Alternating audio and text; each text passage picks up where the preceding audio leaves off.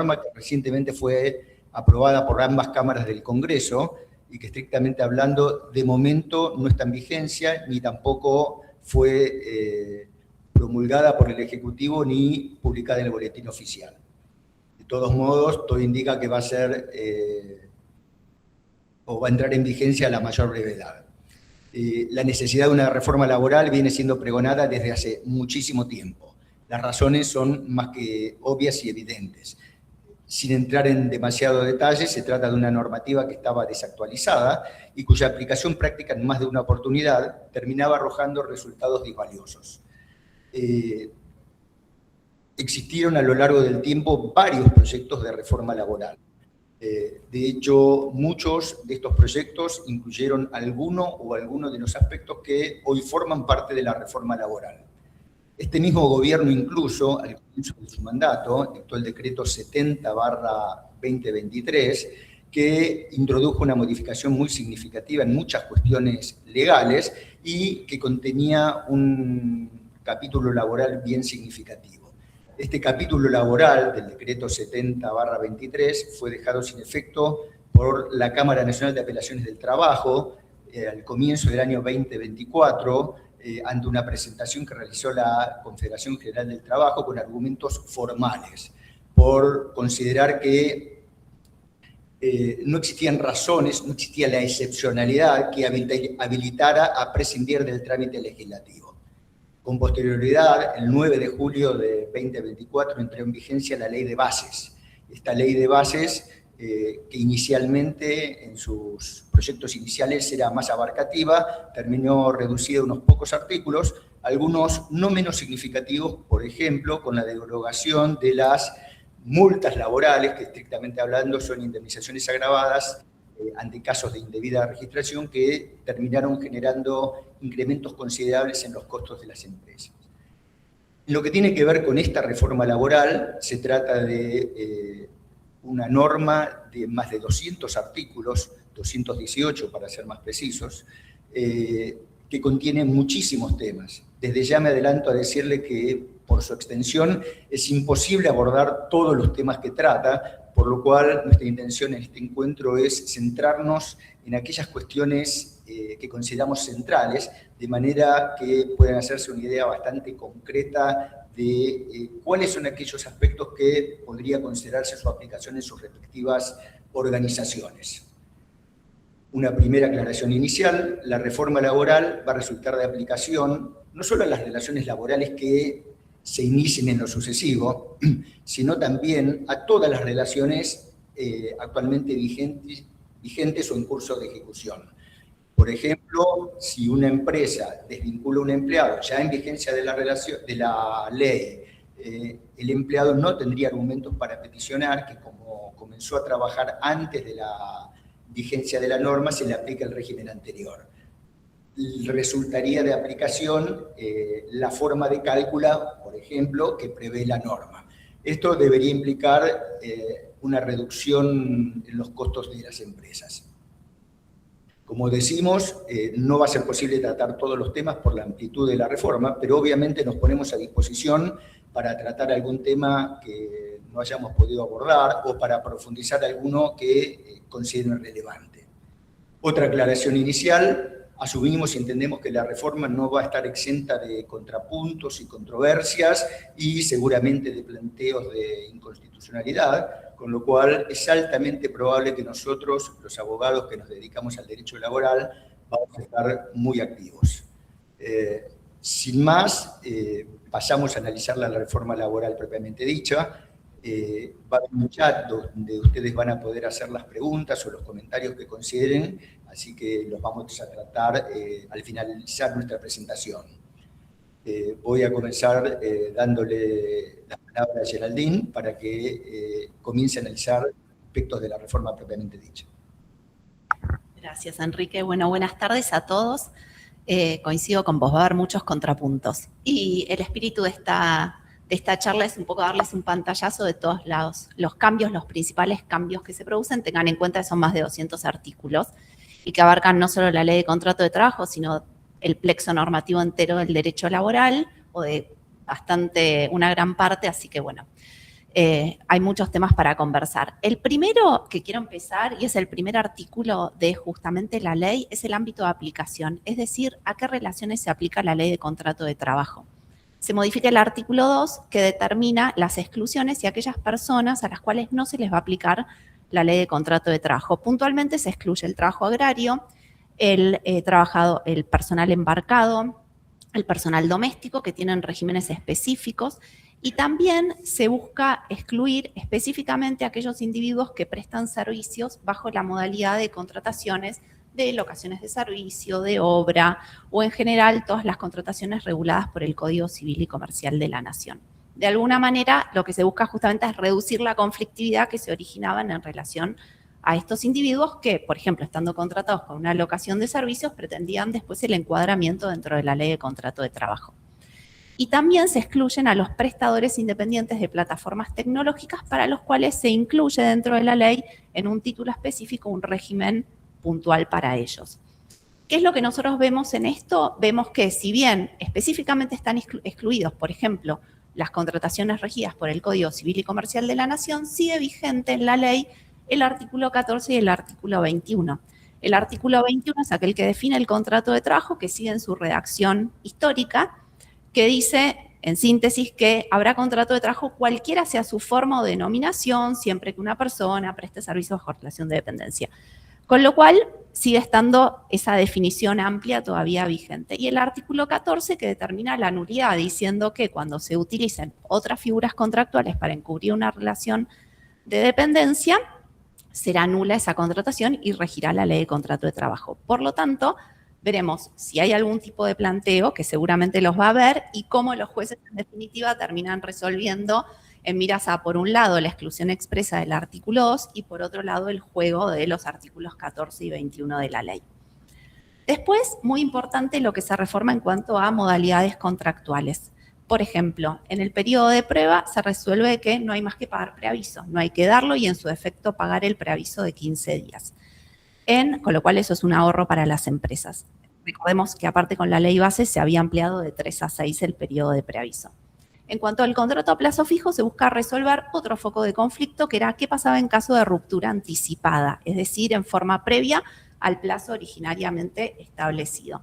Que ahí la jurisprudencia entendía que en ese caso al empleado le correspondía una compensación por daños y perjuicios correspondiente a los salarios hasta el vencimiento del plazo originariamente pactado. Ahora se resuelve que directamente, que en caso de ruptura ante tempus, le va a corresponder al trabajador una indemnización equivalente a aquella que hubiese correspondido de haberse agotado el contrato conforme el plazo pactado. Y en relación al contrato a tiempo parcial, que teníamos el límite, que tenía que ser aquel contrato que no superara las 2/3 partes de la jornada de la actividad. Por lo tanto, por ejemplo, yo no podía tener un empleado a tiempo parcial por 7 horas, pues 7 es más que las 2/3 partes. Ahora sí, puedo tener un contrato a tiempo parcial, cualquiera sea su duración, y pagando en forma proporcional la remuneración y los aportes. Antes, en este supuesto, si yo tenía una persona por 7 horas, tenía que pagarle el salario completo. En relación al ius variandi, a la posibilidad de incluir modificaciones sustanciales, también ahí se vuelve a una redacción originaria de hace 20 años de la ley, porque únicamente se establece que al trabajador le va a corresponder, en caso de verificarse una alteración sustancial de sus condiciones laborales, la posibilidad va por el empleado considerarse despedido. Ya no tiene más la posibilidad de accionar por vía sumarísima por la reinstalación de las condiciones, lo cual generaba dolores de cabeza en las empresas de tener una persona con un conflicto judicializado y dentro de la nómina.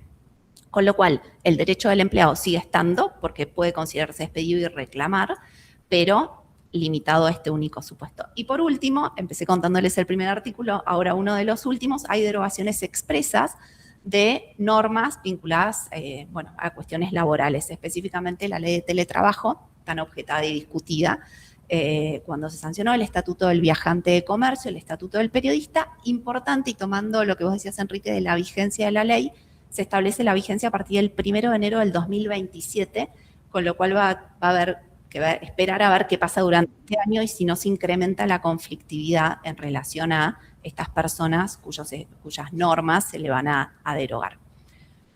Mati, No sé si querés seguir vos con el tema de tercerización. Muchas gracias. Buenas tardes a todos. Como sabemos, la contratación de terceras empresas para la prestación de servicios como limpieza, vigilancia, IT, entre otros, son centrales para el giro normal de los negocios. Desde el punto de vista legal, esto nos sitúa en los artículos 29 a 31 de la Ley de Contrato de Trabajo, bien conocidos por todos nosotros.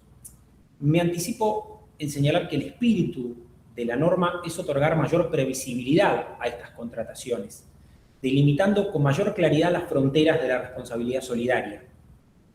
En este sentido, ya se había avanzado mucho con la ley de bases.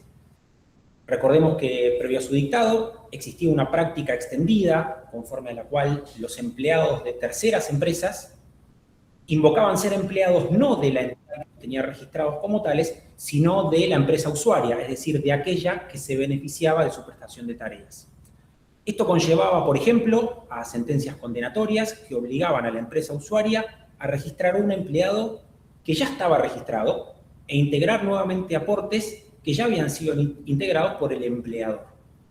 Esta enorme distorsión con la que las empresas tenían que lidiar implicaba los hechos asimilar a un empleado registrado con un trabajador que estaba totalmente fuera de registro, es decir, en la clandestinidad. Por ello, este artículo 29, que, como dijimos, había sido reformado por la Ley de Bases, dispone que los trabajadores van a ser considerados empleados directos de quienes registren la relación laboral, con independencia de que hubieran sido contratados para proporcionarlos a otras empresas, ¿sí? A su vez, establece que las empresas usuarias serán únicamente responsables solidarias por las obligaciones laborales y de la seguridad social, exclusivamente durante el tiempo en que estos trabajadores les hubieran prestado servicios. Y a su vez, la parte final del artículo 29 establece expresamente que la empresa usuaria va a poder, en este último supuesto de responsabilidad solidaria, repetir contra la brigada principal. De la mano con esto, en el caso del 29 bis, que trata la contratación de empleados mediante una empresa de servicios eventuales, establece también la responsabilidad solidaria. Y trae una particularidad, una nota adicional, que es que, dada la naturaleza temporaria de la contratación de un trabajador eventual, estos no van a poder ser ni candidatos ni designados en un cargo gremial que les otorgue tutela sindical. Como veremos más adelante, esto también busca evitar distorsiones y reglamentar de forma clara ciertos derechos colectivos. Probablemente la reforma del artículo 30 sobre subcontratación, en línea con estos artículos de los que venimos conversando, es quizás el punto de mayor impacto. Hasta hoy teníamos una discusión doctrinaria con la que no los quiero aburrir, pero básicamente nos encontramos con una tesis amplia y una tesis restringida para extender la responsabilidad solidaria a la empresa contratante de un servicio. Y muchos tribunales, en función de esta discusión, extendían la responsabilidad solidaria incluso a actividades accesorias o coadyuvantes del mundo social de las empresas. A este respecto, la reforma introduce 3 cambios de fondo.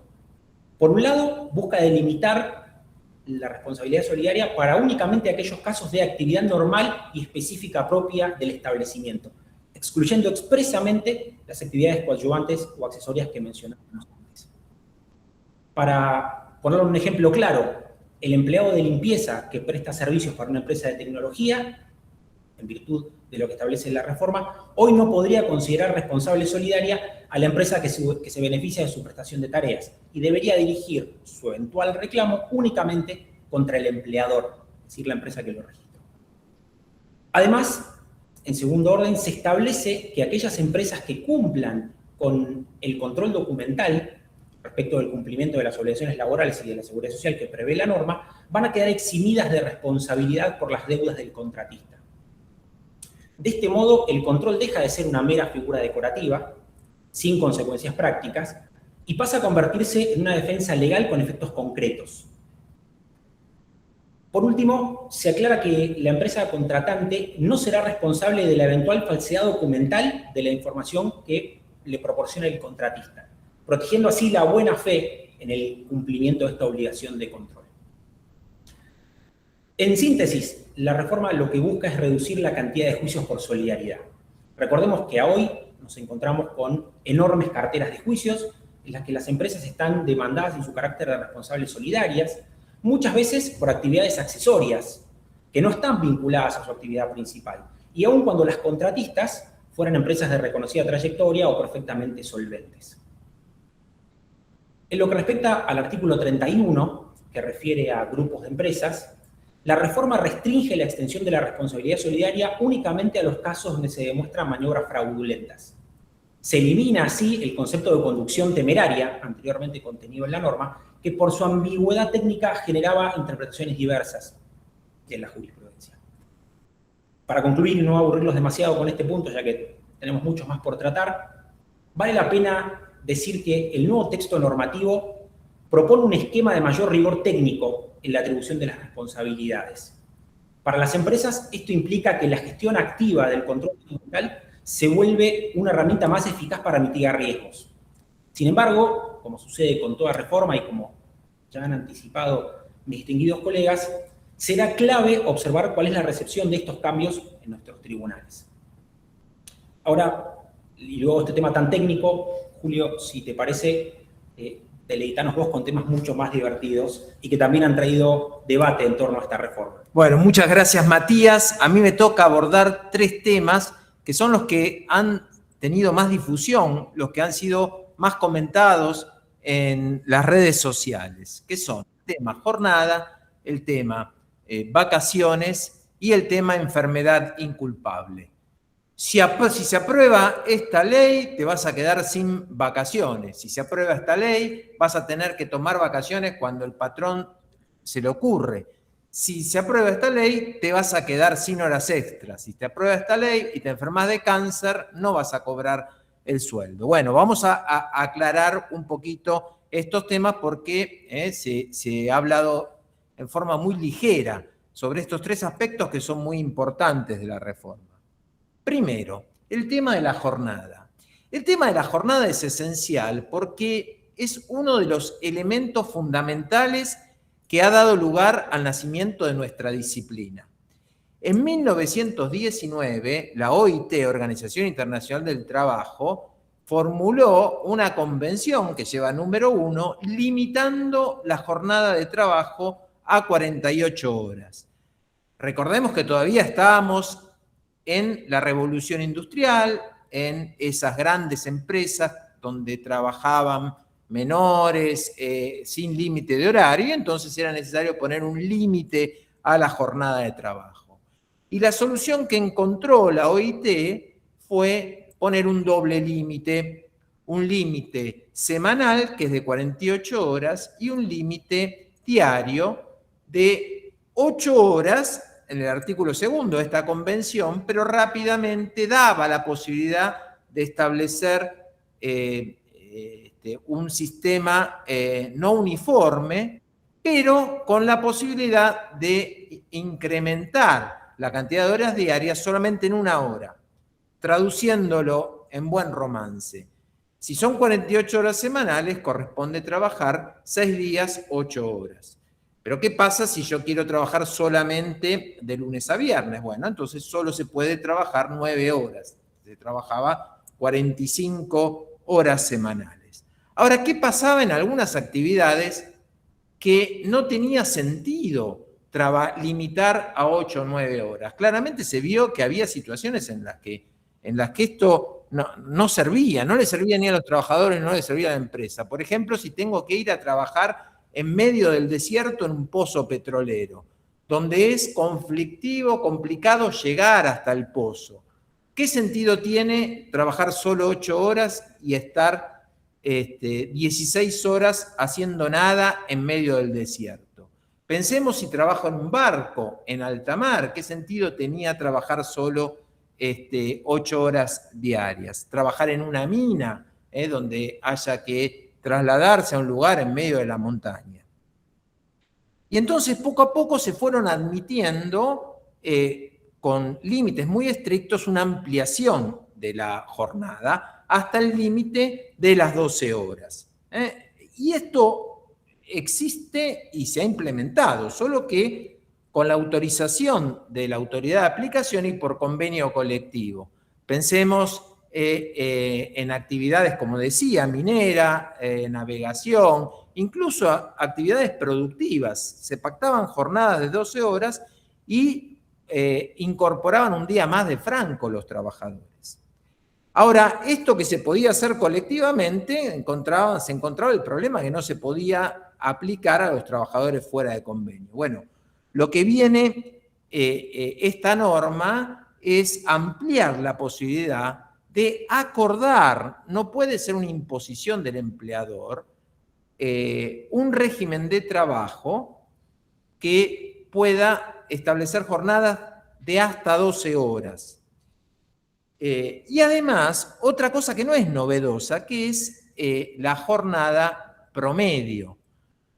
Se podía hasta el presente acordar colectivamente, y muchos convenios colectivos, nosotros hemos en este estudio redactado convenios colectivos donde se establecía este sistema de jornada de trabajo en base a promedios, es decir, se hace una cuenta corriente de horas, siempre el límite son las 48 horas semanales, pero si uno trabaja menos horas, puede compensar con las horas que trabaja de más otro día, y una vez que se superan esas 48 horas o un promedio en un periodo de tiempo mayor, recién se cobra horas extras. Y este es un sistema que sirve, que se puede adaptar negociando individualmente a las distintas circunstancias. En la práctica, en pequeñas empresas se da. Me voy al médico, hoy entro 3 horas más tarde y mañana las recupero. Mañana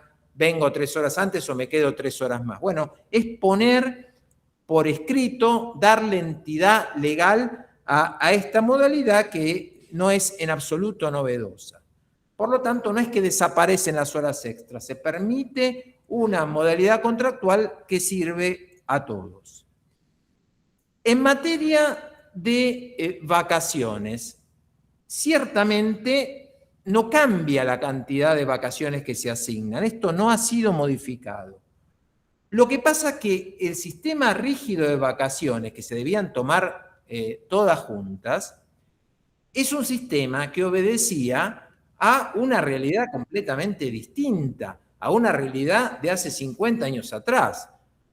Yo recuerdo cuando era chico, nos íbamos a Mar del Plata e implicaba una mudanza. La noche anterior me costaba dormir.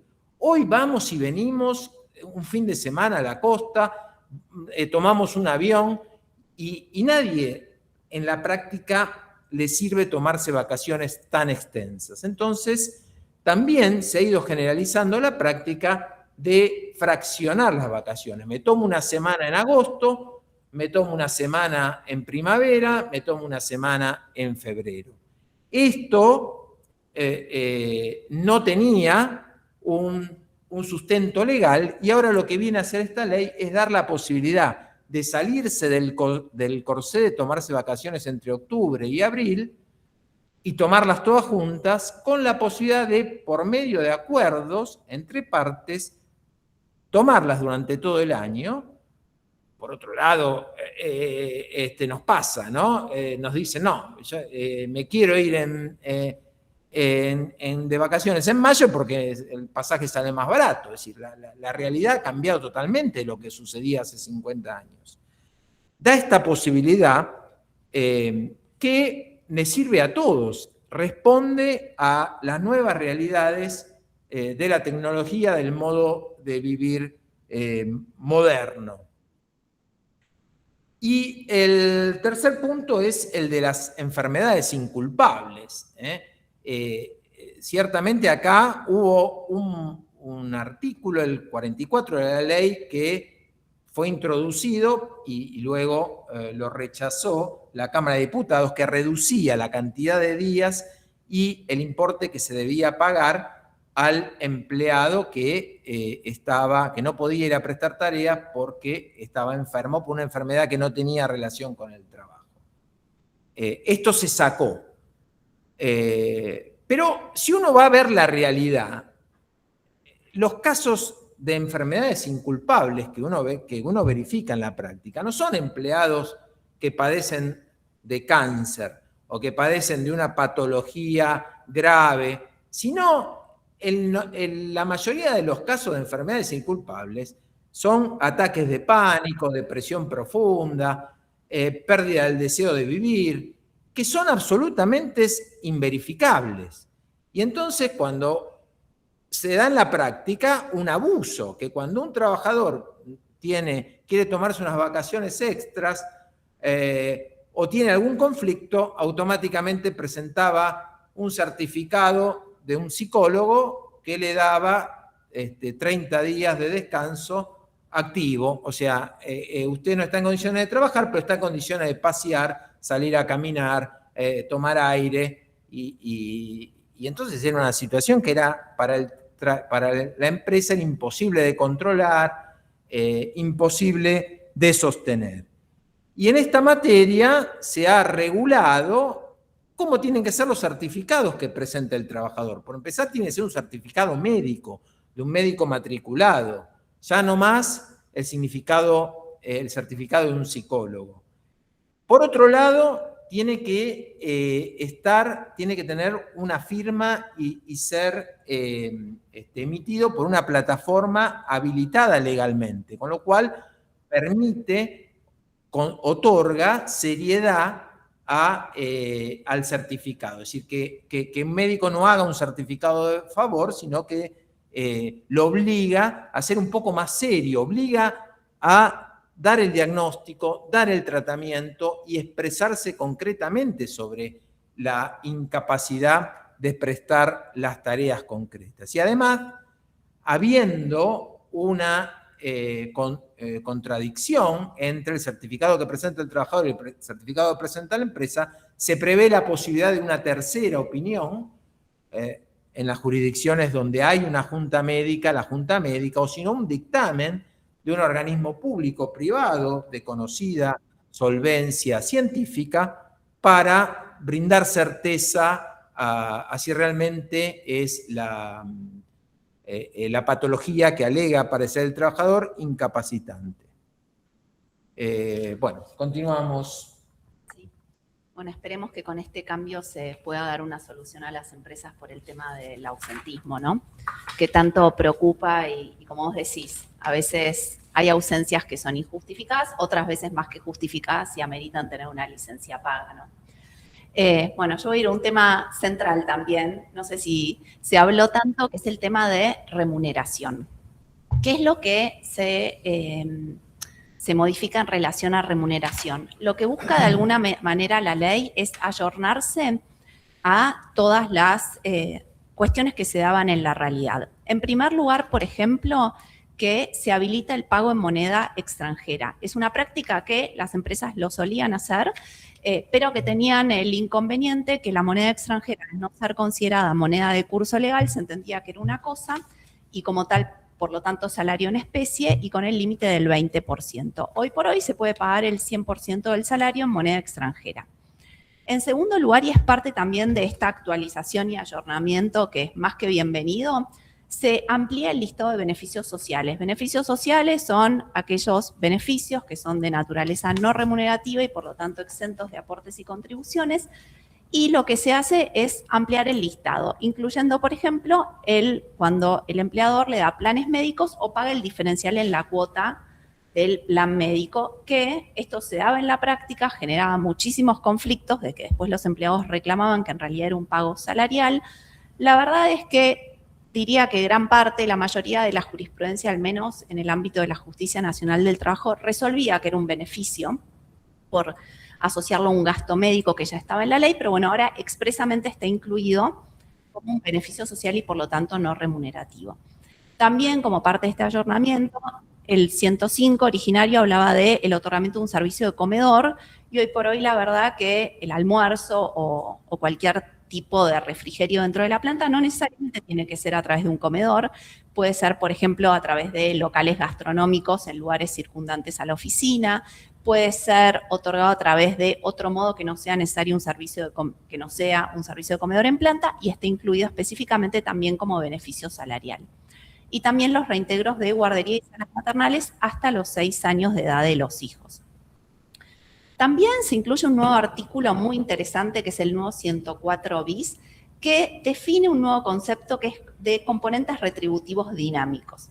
¿Qué son estos componentes retributivos dinámicos? Lo que dice la ley es que mediante negociación colectiva, acuerdo individual con el trabajador o en forma unilateral por el empleado, decidido por el empleador, se podrán dar a los trabajadores por encima de los mínimos legales, del básico de convenio o del mínimo legal que corresponda, estos adicionales en virtud del mérito. Y se establece claramente que el otorgamiento no va a generar un derecho adquirido, ni obligatoriedad de seguir pagándolo, que también es una solución, yo creo que muy bienvenida, porque muchas empresas a veces dudaban y terminaban no dando un adicional, justamente porque si lo otorgaban 1 año o 2 años consecutivos generaba un derecho adquirido.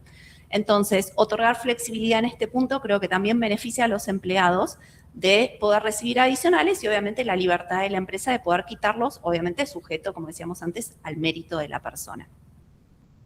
También, en el artículo 105, se amplían o se establece otras prestaciones no remunerativas, prestaciones complementarias también no remunerativas, y creo que este es el artículo que va a dar más que hablar y obviamente está sujeto a reglamentación, con lo cual tendremos que ver qué dice la reglamentación, pero lo que establece es que son prestaciones complementarias no remunerativas, es decir, no es salario tampoco, no está sujeto al pago de aportes y contribuciones, los retiros de honorarios a cuenta de utilidades de socios, directores de una sociedad anónima, gerentes de una SRL. Tampoco son salario los sistemas de distribución de utilidades o ganancias o derechos accionarios. En esto podemos por ahí poner todo lo que son los programas de equity, stock option, que ahora pareciera ser que son no remunerativos, sujeto a reglamentación y dice la ley a los límites que establezca la autoridad de aplicación. Tampoco son remunerativos, por ejemplo, que esto era algo que también las empresas lo estaban pidiendo, cuando le pagan a los trabajadores el transporte público, la SUBE, por ejemplo, para ir a trabajar a los empleados, contra presentación de comprobantes, es esto, pero la verdad que es un beneficio interesante para empleados y una solución esperada por las empresas. En el mismo sentido, tampoco es remuneración el otorgamiento de un teléfono celular para uso laboral, pero que ese uso pueda ser total o parcial. Es decir, obviamente lo que sucedía en la práctica, se da un celular a una persona que lo puede usar fines de semana o después de su horario de trabajo y para fines personales, y en esa proporción generaba litigiosidad y reclamos. Hoy por hoy eso estaría zanjado con la inclusión en la norma. Pero, todo tiene un pero, en relación a los beneficios sociales y estas prestaciones, vamos a tener que ver cómo lo resuelve la justicia. ¿Por qué? Porque tenemos el convenio 95 de la Organización Internacional del Trabajo, que está ratificado por nuestro país y es un tratado, con lo cual está dentro del artículo 75, inciso 22 de la Constitución Nacional y tiene fuerza de tratado, que el convenio 95 tiene una definición muy amplia de lo que es salario, incluyendo justamente también algunos de estos beneficios, y de igual manera nuestra Corte Suprema de Justicia, en precedentes jurisprudenciales Pérez Condisco, que todos los conocemos, ratificó también este criterio amplio de definición de salario. Así que de nuevo hay que ver los contrapesos de la inclusión expresa versus otras normas y otros principios que regulan el derecho del trabajo. Y por último, y muy corto, desde el aspecto formal de las cuestiones remunerativas, se establece que los recibos de sueldo podrán ser firmados tanto por firma digital como electrónica, que era una consulta constante de los clientes, y también otra pregunta reiterada de clientes que era ¿por cuánto tiempo tengo que guardar la documentación laboral? Se resuelve normativamente ahora estableciendo que es por el periodo de prescripción. 2 años para documentos de índole laboral y 10 años si es un documento de índole previsional. Así que ahora también tenemos la respuesta directamente ahora en la ley. Bueno, creo que eso es más o menos los cambios más relevantes de remuneración. Matías, si quieres seguir vos. Bueno, y seguimos con otro tema también central. De hecho, cuando esta reforma tomó estado parlamentario, uno de los temas que más se trató en diferentes medios de comunicación fue el de la indemnización por despido. ¿Qué va a pasar con la indemnización? ¿Me quedo sin indemnización? ¿La recortan? Incluso me tocó personalmente leer en algunas notas periodísticas que esta reforma buscaba introducir, por ejemplo, una limitación a la cantidad de años para el cálculo de la indemnización por antigüedad, un supuesto tope, que en realidad no estuvo en el proyecto que se trató y que a pesar de esto fue muchas veces mencionado, como les comentaba recién, al hablar de la reforma laboral. Por eso, la idea de este segmento es hacer hincapié en los principales puntos que hacen a este tema, focalizándonos en las cuestiones jurídicas y prescindiendo, en la medida de lo posible, de juicios de valor. En lo que respecta específicamente a la reforma del 245, que es el que establece la indemnización por antigüedad, empezamos por señalar que la reforma no cambia la fórmula que todos conocemos. El cálculo de un mes de sueldo por cada año de servicios o fracción mayor de 3 meses. Pero la reforma sí introduce una serie de precisiones sobre qué elementos deben considerarse dentro de la base de cálculo para esta indemnización por antigüedad y qué debe entenderse por remuneración mensual normal y habitual. Concretamente, la reforma aclara que aquellos conceptos que no revisten naturaleza mensual, como el sueldo anual complementario, las vacaciones, las que antes comentaba Julio, o los premios que no sean de pago mensual, no deben integrar la base de cálculo. Señala también que van a ser considerados como habituales aquellos conceptos devengados como mínimo en 6 de los últimos 12 meses del año calendario. Y para el caso de remuneraciones variables, la reforma precisa que se va a considerar como normal el promedio de las remuneraciones de los últimos 6 o 12 meses, según esto sea más favorable para el empleado. En suma, se trata de precisiones interpretativas que buscan aportar mayor seguridad jurídica y previsibilidad, en contraposición a la situación imperante hasta la fecha, en donde, por ejemplo, si nos situamos en el ámbito de la Ciudad Autónoma de Buenos Aires, nos encontramos que el SAC, el sueldo anual complementario, quedaba excluido de la base de cálculo de las indemnizaciones por el plenario de Tolosay, que todos conocemos, pero si cruzamos la General Paz y nos vamos a la jurisdicción de la provincia de Buenos Aires, teníamos la situación opuesta, ¿no? Esta norma lo que viene es a zanjar esas diferencias, este trato diferencial. Y por supuesto, será muy interesante ver cómo los jueces, por ejemplo, de provincia de Buenos Aires, lidian con este criterio interpretativo que fija el nuevo texto del 245. A su vez, en este mismo artículo se recepta el criterio fijado hace ya largo tiempo por la Corte Suprema de Justicia de la Nación en el fallo Bisotti, precedente que todos conocemos con este famoso tope del 67%, que resultaba de aplicación extendida, pero que recién ahora se convierte en norma positiva con esta reforma. A su vez, señalar que la nueva redacción del 245 dice concreta y expresamente que la indemnización por antigüedad es la única reparación que resulta procedente para los casos de extinción sin causa del contrato de trabajo y que la percepción de esta indemnización por antigüedad extingue cualquier reclamo vinculado al despido, dejando fuera los ilícitos penales, cuya reparación, por supuesto, se va a regir por el derecho común. Reiteramos entonces el espíritu de la norma, que busca dar mayor previsibilidad, mayor seguridad jurídica y sobre todo reducir la litigiosidad. Habrá que ver, por supuesto, y me adelanto un poquito al cierre, qué es lo que pasa con los tribunales. En lo que hace también a otros aspectos, otras formas de determinación de las relaciones laborales, esta reforma introduce un cambio muy relevante en lo que es la renuncia, ya que admite que la renuncia al empleo pueda formalizarse no solo en formato físico, con el telegrama que todos conocemos, sino también con el telegrama digital, previa validación de la identidad del empleado. Esto claramente busca simplificar el envío de la renuncia con todos los requisitos formales y de validez que ya conocemos y que son tan importantes en esta forma de terminación del contrato.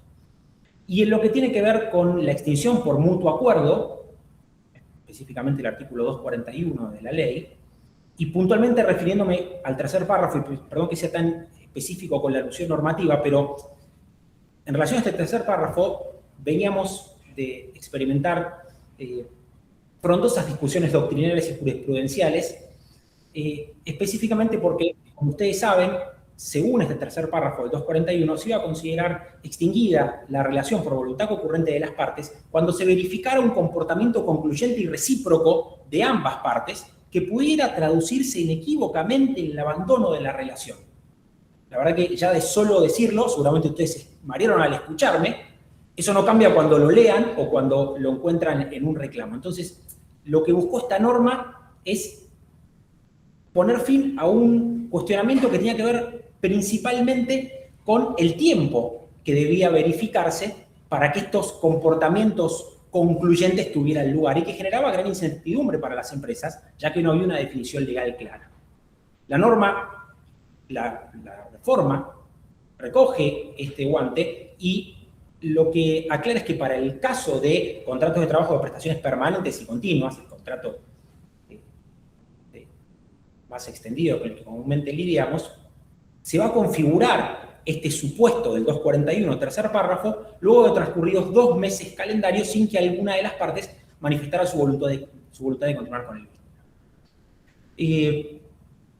Vuelvo un poquitito al 245 que les comentaba antes, para mencionar también que la reforma establece por negociación colectiva que las partes podrán sustituir el régimen indemnizatorio del que venimos hablando por un fondo o sistema de cese laboral, cuyo costo va a estar a cargo del empleador y que es similar a lo que ocurre hoy con la industria de la construcción. Es muy importante no confundir este fondo de cese, que es optativo y que se da por negociación colectiva, con el fondo de asistencia laboral, el FAL. Y acá, Gerald, no quiero sacarte lo que sigue ahora en la charla, pero es muy importante evitar estas confusiones en las que podemos incurrir, muchas veces producto de información no tan clara de la que nos han venido nutriendo en este tiempo. Así que... Sí, coincido con vos, Mati, porque suele haber una confusión entre... Aprendido, ¿no? Suele haber una confusión entre qué es el FAL y qué es el fondo de cese y se mezcla todo. En realidad, perfecto lo que vos dijiste, Mati, el fondo de cese es un fondo individual del trabajador que por negociación colectiva se puede optativamente el empleador decidir si lo establece o no. Y por otro lado, lo que yo les voy a contar ahora es el FAL.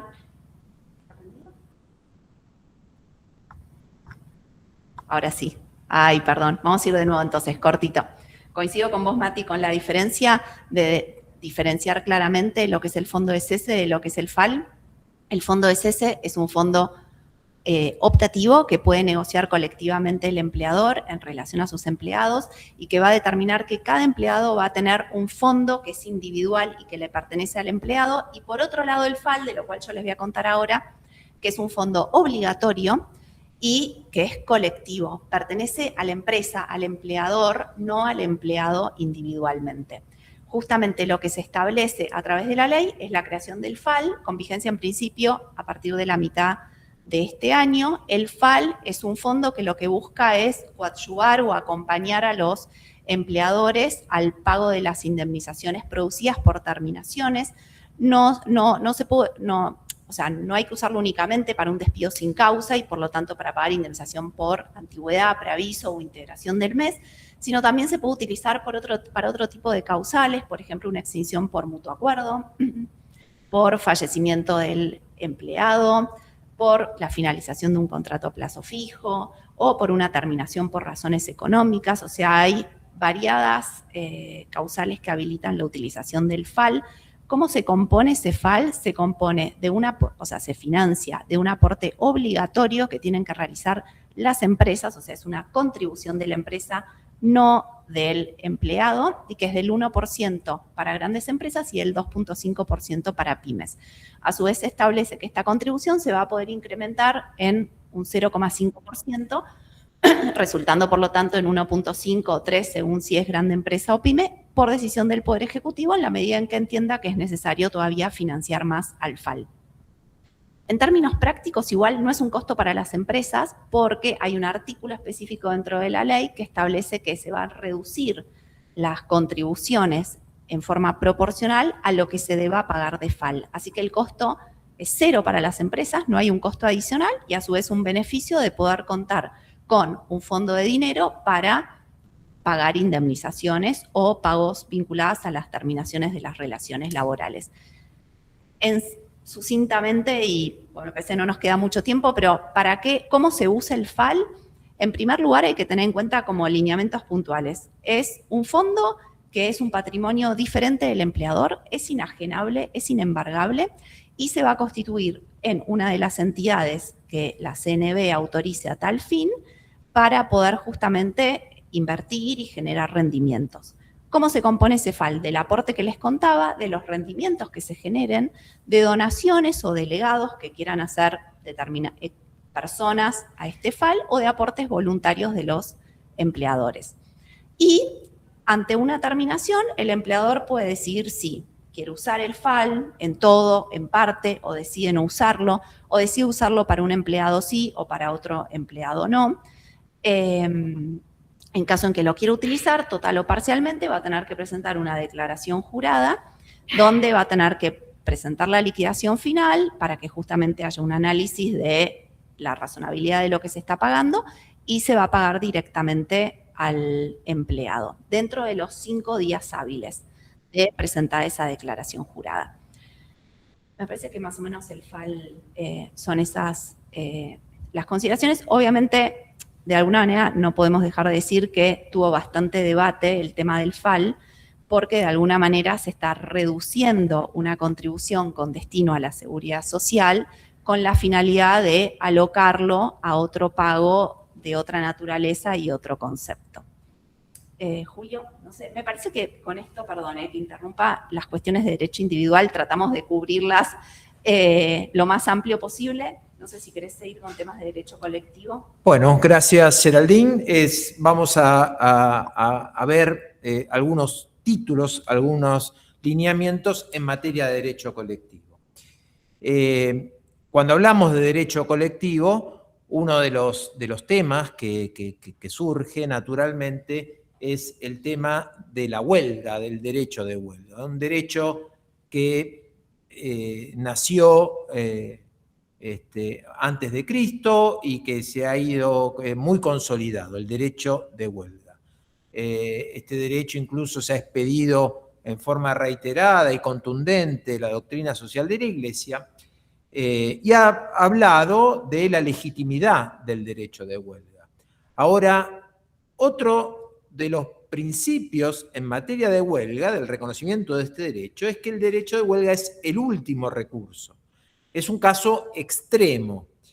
Y este derecho de huelga ha sido consagrado por la Constitución Nacional, lo tenemos presente en el artículo 14 bis de nuestra Constitución, pero como todo derecho está sujeto a la reglamentación, de modo que es completamente legítimo la reglamentación del derecho de huelga. Ahora, ¿en qué consiste el derecho de huelga? El derecho de huelga es un derecho que la Constitución otorga a los gremios. En un fallo de la Corte se saldó qué significa gremio. Era el gremio con personalidad gremial, era el gremio sin personalidad gremial, era un grupo de trabajadores que decían a partir de la semana que viene, 2 días no venimos a trabajar, y se determinó concretamente que cualquier organización de trabajadores que tenga o no personería gremial, pero tenga legitimada por el Ministerio de Trabajo, podía decretar la huelga.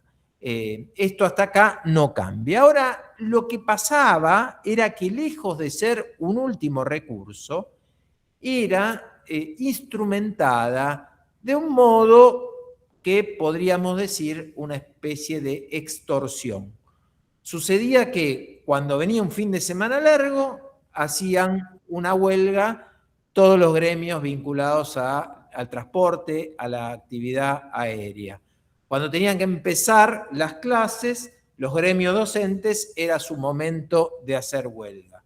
Cuando llegaba el invierno, los gremios petroleros que trabajaban en la exploración y en el transporte del gas, hacían las medidas de fuerza. Y entonces esto claramente importaba un desvío de este derecho, un abuso, y tanto el Estado como los empleadores carecían de instrumentos adecuados para limitar esas acciones que estaban por fuera de la legitimidad del derecho de huelga. Y esto viene a ser solucionado por la Ley de Modernización Laboral, introduciendo en el concepto de servicios esenciales, que ya existía, pero era sumamente restrictivo, una cantidad de actividades. Por ejemplo, se amplía el concepto de servicio esencial a la educación, desde la educación maternal hasta el secundario, a el transporte, sea por vía aérea, sea por vía terrestre, sea por vía marítima, sea de personas y de cargas, a la distribución de agua, de gas, de combustible, de energía eléctrica, a la recolección de residuos. Imagínense, hemos tenido medidas de fuerza y esto afectaba principios elementales de higiene y de salubridad de una ciudad. A los servicios portuarios, etc. Aquellas actividades que son consideradas como servicios esenciales, se puede realizar la huelga, pero se tiene que garantizar el 75% del servicio. Por otro lado, hay otras actividades que han sido consideradas como actividades importantes, de importancia trascendental, que deben garantizar un servicio del 50%. Ahí tenemos, por ejemplo, los servicios bancarios, hoteleros, gastronómicos, el comercio electrónico, la producción de bienes destinados a cumplir compromisos de exportación. De este modo, se pone un poco en caja la actividad de la huelga. Otro de los cambios, de las novedades que se introducen con esta ley, es la aplicación de un principio consolidado, que es el principio, y que no era previsto en la legislación colectiva en la Argentina, que es el principio de subsidiariedad. Este principio de subsidiariedad dice que una organización de ámbito mayor no debe hacer lo que puede hacer la de ámbito menor. En materia colectiva imperaba el principio opuesto, es decir, la prioridad la tenía el ámbito mayor. Un convenio colectivo de actividad primaba sobre un convenio de un ámbito menor y era el que establecía las condiciones de articulación con el convenio de ámbito menor. Si existía un convenio de ámbito mayor y un convenio de ámbito menor, prevalecía aquel que tuviera condiciones más favorables al trabajador, considerando el principio de instituciones. Esto es, si el convenio de un convenio nacional, un convenio de actividad, establecía mayores días de vacaciones, pero un convenio de empresa establecía menos días de vacaciones, pero a cambio de eso establecía salarios más altos, la interpretación que era hasta ahora era: me quedo con el convenio de actividad en cuanto a las vacaciones y me quedo con el convenio de empresa en cuanto al salario. Bueno, esto hacía que inviable una negociación por empresa, porque siempre era, te tomaban lo que favorecía al empleado y descartaban lo que beneficiaba al empleador. Ahora cambia este principio y cuando hay dos normas colectivas de distinto ámbito, prevalece la de ámbito menor, sin mirar cuál es más conveniente.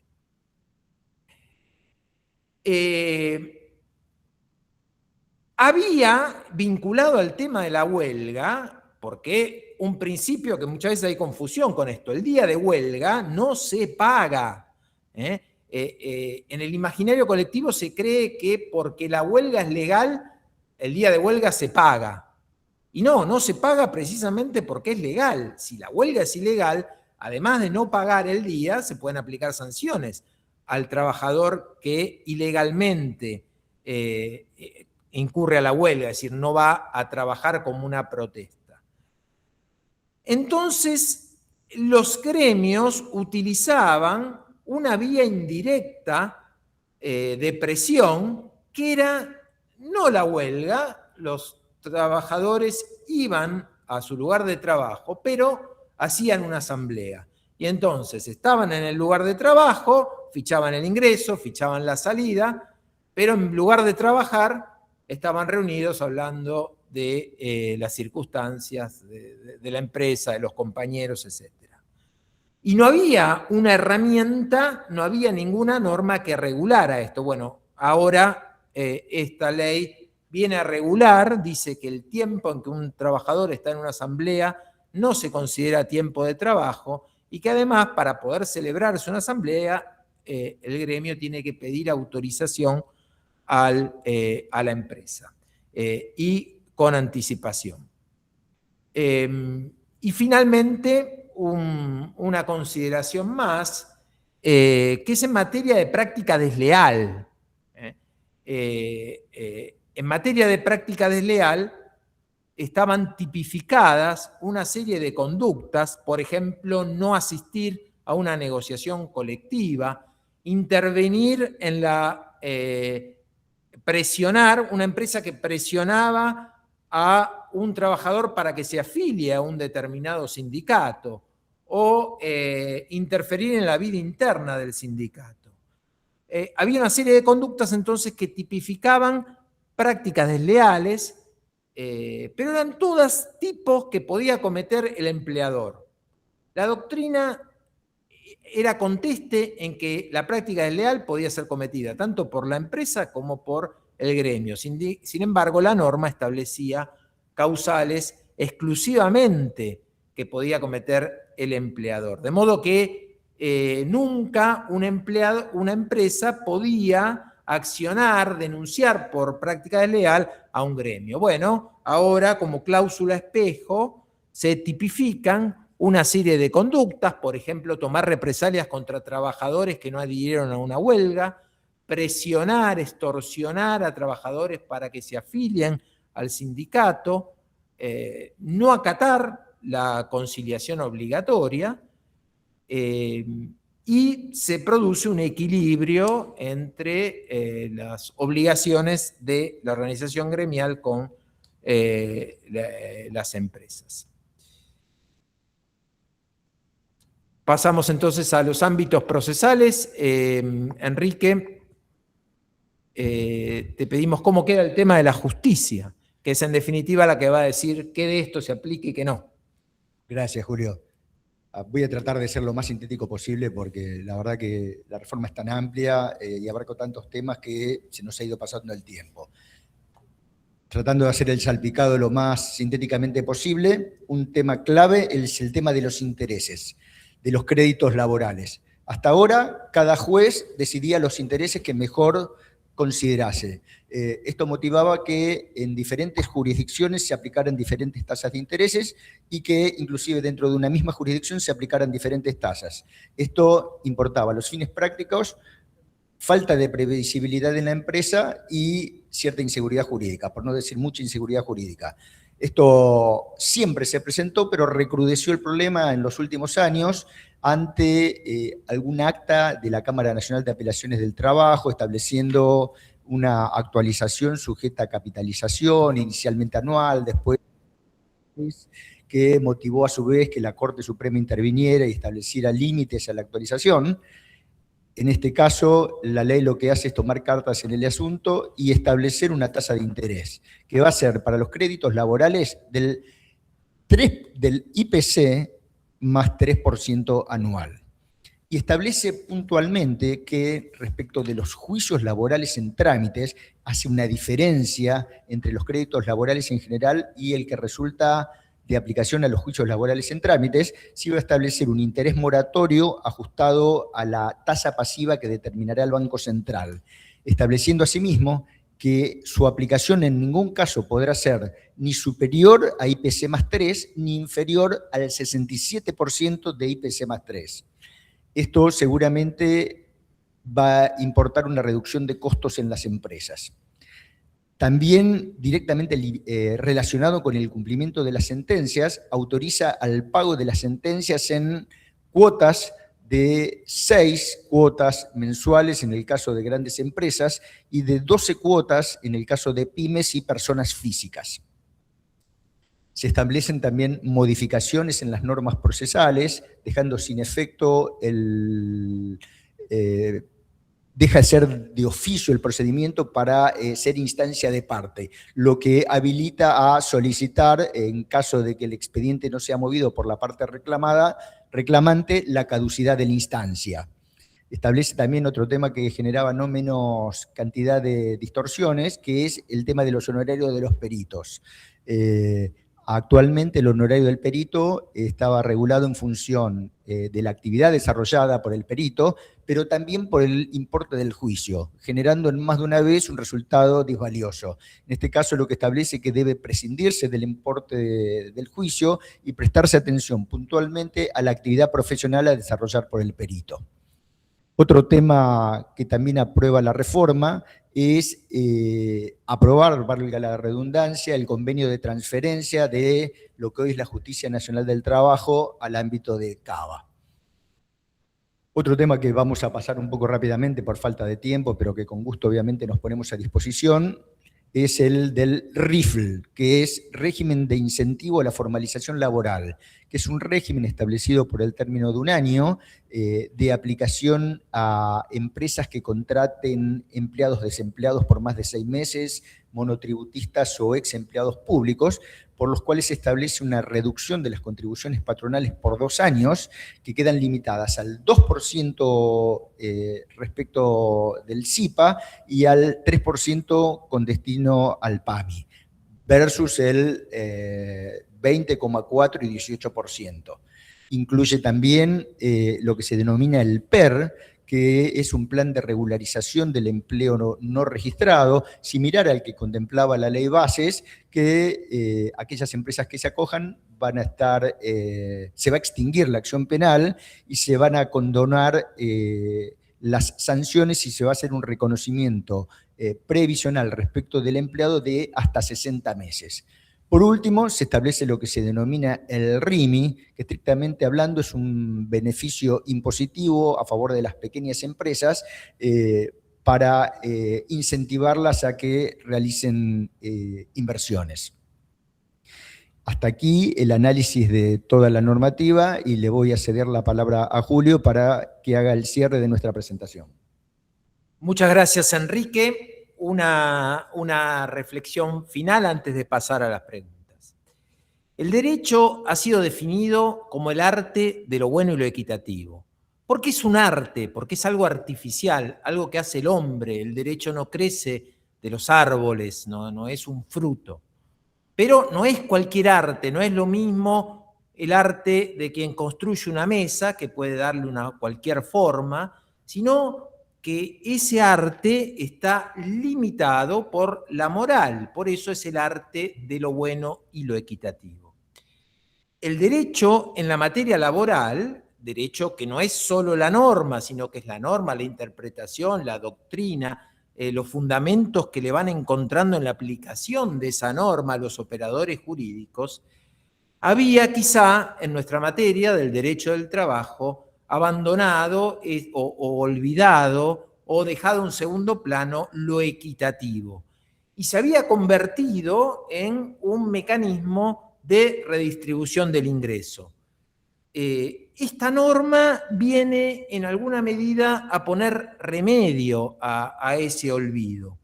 ¿Y cómo es que pone este remedio? Bueno, lo pone primero con un criterio de bilateralidad, en un montón de circunstancias, de institutos que la balanza estaba sumamente inclinada a volver a buscar un equilibrio. Por ejemplo, fundamentalmente en materia colectiva, ¿no? Tratar de ese poder excesivo que tenían los gremios, tratar de limitarlo un poco. Segunda cosa muy importante es tratar de brindar claridad. Por ejemplo, Geraldine nos contaba que se deja fuera de la remuneración el pago de la cobertura médica. Eso si bien estaba establecido en un decreto, pero no era claro, había jurisprudencia que variaba. Matías nos recordó el SAC. En la capital federal no se aplicaba para la indemnización por antigüedad, en la provincia de Buenos Aires sí. Bueno, ahora viene a poner una claridad al respecto. En muchos temas lo que aporta es claridad, y la claridad hace que haya menos litigiosidad. El gran combustible de la litigiosidad es la falta de claridad. Tercer aspecto importante es limitar el abuso del derecho. El Código Civil claramente dice que la ley no avala el abuso del derecho. El derecho se ejerce abusivamente cuando uno se aparta del fin que tuvo la ley al reconocerlo. En materia laboral, cuando un empleado inventaba una enfermedad, una patología, no había remedios para limitar ese ejercicio abusivo de la ley. Ahora la ley viene a brindar una serie de elementos para frenar esos casos de abuso. Y finalmente, el otro elemento es la modernización, es decir, adaptar la legislación a las nuevas exigencias de la producción y del trabajo, toda vez que los esquemas legales estaban previstos para un modo de trabajo, para un estilo de producción que ya no existe más. Muchas gracias, quedamos a disposición de todos para las dudas que tengan o para la ampliación de los temas que por ahí no hayan podido ser desarrollados como hubiésemos querido.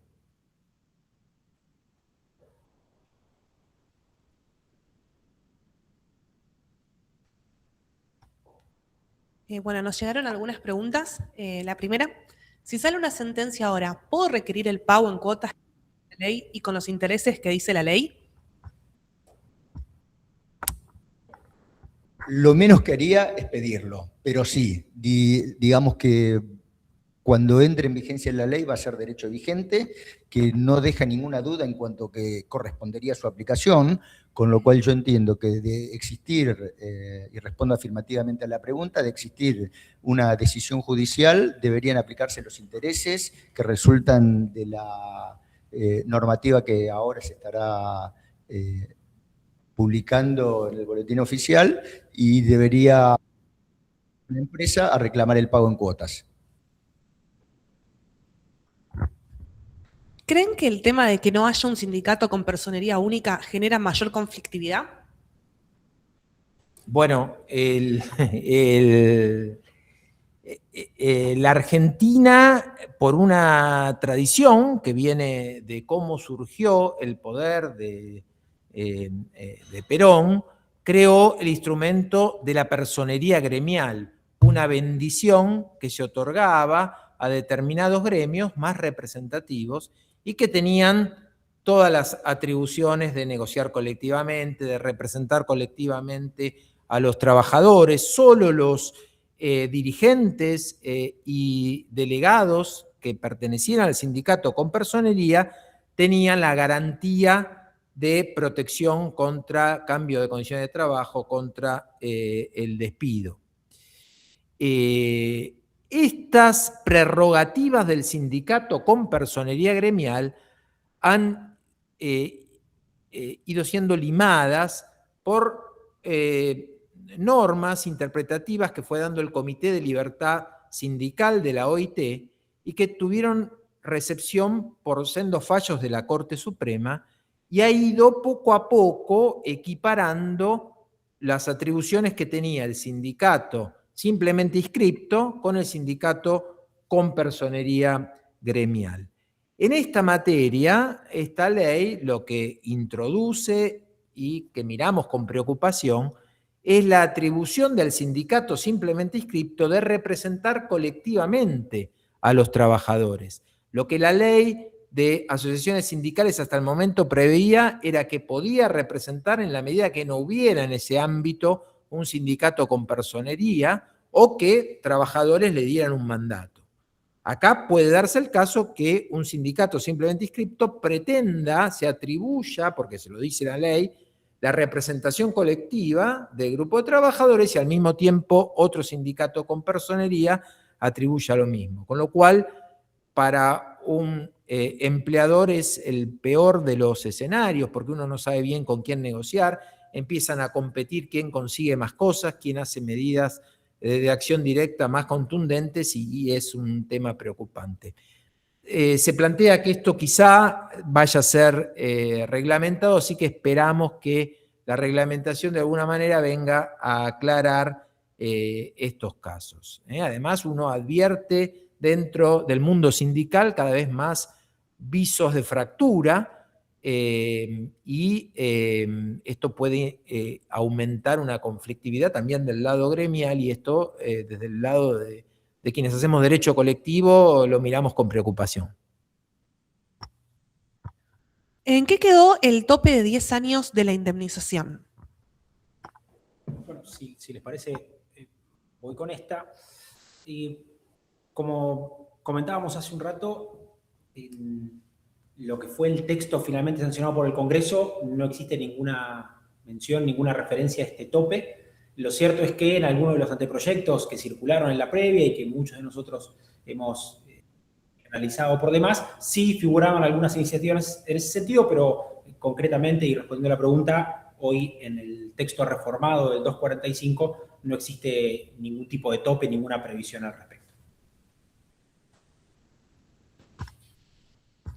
¿Puedo usar el FAL para las empleadas domésticas? ¿Querés que use este? Qué buena pregunta. No, la respuesta desafortunadamente es no. Tiene un sentido y es justamente que el aporte que uno hace para la trabajadora o el trabajador de casas particulares es por una suma inferior a lo que se aporta por seguridad social por un trabajador normal, con lo cual seguramente el fondo no sea suficiente. La respuesta es no, no se puede usar. Y la última, porque nos estamos quedando sin tiempo. ¿La reforma incluye algún cambio en materia de riesgos de trabajo? La realidad es que no incluye ningún cambio en la ley de riesgos del trabajo. Se habla o trasciende de que van a haber reformas, pero lo cierto es que esta reforma no lo incluye.